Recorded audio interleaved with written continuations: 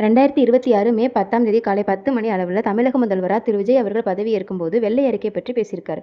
வெள்ளை அறிக்கைனா என்ன? எக்ஸாம்ஸில் அதை பற்றி எந்த மாதிரியான கொஸ்டின்ஸ் வரலாம், அதுக்கு எப்படி ஆன்சர் எழுதலாம்னு இந்த வீடியோவில் பார்க்கலாம். வெள்ளை அறிக்கை என்பது ஒரு அரசு அல்லது பெரிய அமைப்பு ஒரு குறிப்பிட்ட விஷயத்தோட உண்மை நிலையை ஆதாரங்களோட மக்கள் முன்னாடி வைக்கிற அதிகாரப்பூர்வ ஆவணம். அதாவது இப்போ அரசின் நிலைமை எப்படி இருக்குது, எவ்வளவு கடன் இருக்குது, என்ன பிரச்சனை இருக்குது, அதை எப்படி சரி பண்ணலாங்கிற முழுக்க விவரமான டேட்டா மற்றும் புள்ளி விவரங்களோட அதில் இருக்கும். இந்த முறை முதல்ல பிரிட்டன் அரசியலில் தான் பிரபலமாக இருந்தது. 1922 சர்ச்சில் வெளியிட்ட ஒரு ஆவணம் தான் இதன் தொடக்கம்.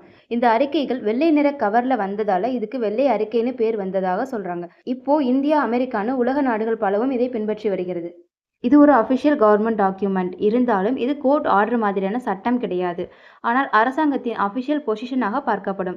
அரசு சம்பந்தப்பட்ட audit tata, budget figures, department reports என்ற அனைத்தும் இதில் அடங்கும். தற்போதைய சூழலில் தமிழக முதலமைச்சர் அவர்கள் பதவியேற்றதும் மாநிலத்திற்கு சுமார் 10 லட்சம் கோடி கடன் சுமை இருப்பதாகவும், கடந்த 5 வருடத்தில் நிதிநிலை எப்படி இருந்தது என்பதை பற்றியும் மக்கள் தெரிந்து கொள்ள வேண்டும் என்பதற்காகவும், வெளிப்படைத்தன்மை இருக்க வேண்டும் என்பதற்காகவும் வெள்ளை அறிக்கையை வெளியிடப் போவதாக அறிவித்திருக்கிறார். மேலும் மக்களின் பணத்தை தொடமாட்டோம் என்றும், டிரான்ஸ்பரன்சி கவர்மெண்ட்டை தருவோம் என்றும் உறுதியளித்திருக்கிறார். சுருக்கமாக சொல்லணும்னா, அரசாங்கத்தோட வரவு செலவு கணக்கை மக்களுக்கு காற்ற ஒரு கண்ணாடி தான் இந்த வெள்ளை அறிக்கை. இது வெறும் அரசியல் அறிக்கை மட்டும் அல்ல, ஒரு மாநிலத்தோட எதிர்கால திட்டமிடலுக்கான ஒரு முக்கியமான வழிகாட்டி ஆகும். இந்த தகவல் உங்களுக்கு பிடிச்சிருந்தா லைக் பண்ணுங்க.